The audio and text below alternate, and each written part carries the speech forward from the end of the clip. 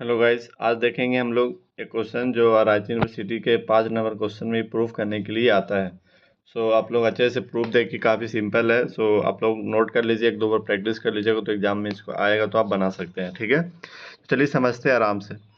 बोल रहा है कि the order of every element of a finite group and less than और equal to the order of group, that is order of A less than is equal to order of G. मतलब कोई भी element का जो order होगा वो group से equal या उससे छोटा होगा। जैसे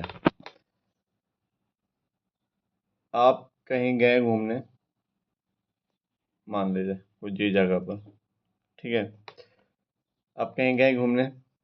अब वहाँ पे कोई एक स्टेज ऐसा है, जैसे नेता वाला स्टेज होता है ना, उस तरह से वहाँ पे सिर्फ एक ही स्टेज है ऐसा है कि जहाँ पे एक ही इंसान खड़ा हो सकता है।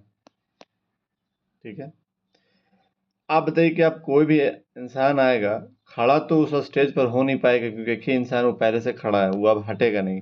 यानी कि अब कोई इंसान बोलेगा हाँ ठीक है हम खड़ा होंगे, तो उसके साथ खड़ा हो सकता है जैसे तैसे, लेकिन ऊपर तो नहीं जा सकते क्योंकि ऊपर में जगह है नहीं। उसी तरह से ऑर्डर ऑफ ग्रुप जो होगा, मतलब ऑर्डर ऑफ ए जो होगा वो ऑर्डर ऑफ ग्रुप से कम या उसके इक्वल हो सकता है। ठीक है, चलिए प्रूफ देखते हैं, मतलब कि आगे देखते हैं प्रूफ।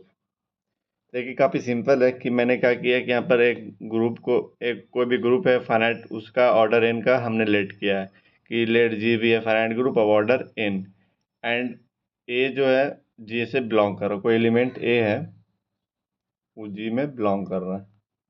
ठीक है, अब बताइए जब कोई भी एलिमेंट ए है वो जी से बिलोंग कर रहा है, तो हम क्या देखना चाह रहे हैं कि उसका ऑर्डर जो होगा, ऑर्डर ऑफ ए, एक बार जीरो, एक बार वन, एक बार टू, ऐसे कर करके वो ए का पावर एन तक होगा।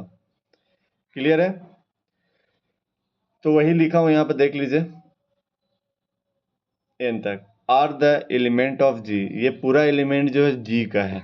ठीक है, but G contain N element, G जो है एन एन एलिमेंट को कंटेन कर रहा है, लेकिन यहाँ पर देखिए A1 A2 A3 एन तक तो जा रहा है, लेकिन एक पावर एन एक्स्ट्रा है, यानी कि इसका जो नंबर ऑफ एलिमेंट होगा वो n+1 होगा। तो वही नीचे में लिखे the number of this element in n+1, so all can not be district, यानी कि यहाँ पे n+1 तक है तो ये सब डिस्ट्रिक्ट हो, यानी कि सब अलग अलग, वैसा जरूरी नहीं है। इतना n एलिमेंट है तो एटलीस्ट दो एलिमेंट इक्वल हो सकता है। हम लोग यहाँ पर देखिए मान इसलिए दो element, at least two of this element are equal. जब इक्वल हो गया तो अब जैसे हम ये नहीं मानेंगे कि ए का पावर कुछ भी मान लिए, ए का power is equal to A का पावर, ऐसे ऐसे नहीं, ऐसा नंबर देना है ताकि देखने में अच्छा लगे एग्जामिनर को भी कि हाँ चलो ठीक है। तो ए का पावर आई, ए का पावर जे, मान लिए कि ये दोनों का पावर इक्वल करके सेम किए।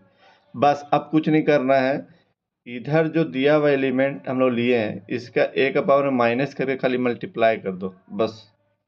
तो अब उसी तरह से किए हैं, ए का power I is equal to यहाँ पर, तो ए का power I is equal to A का पावर जे, और ए आई डॉट माइनस का A J equal to A J dot A minus J. ठीक है, अब यहाँ से घटाए हैं तो देखिए अब यहाँ पर क्या किए कि इधर तो J minus J equal to zero हो गया, और इधर I minus J equal to हम इसको आर मान लिए,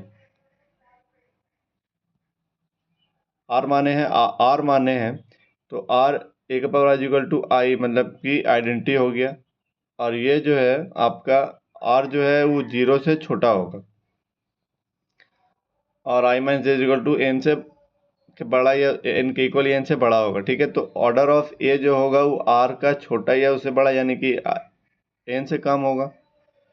ऑर्डर ऑफ ए जो होगा वो less than equal to order of G होगा। ऐसा प्रूफ है, आप इसको अच्छे से एक बार देख लीजिए और स्क्रीनशॉट ले लीजिए। Okay, thank you. जहाँ जहाँ भी डाउट होगा आप कमेंट बॉक्स में पूछ सकते हैं।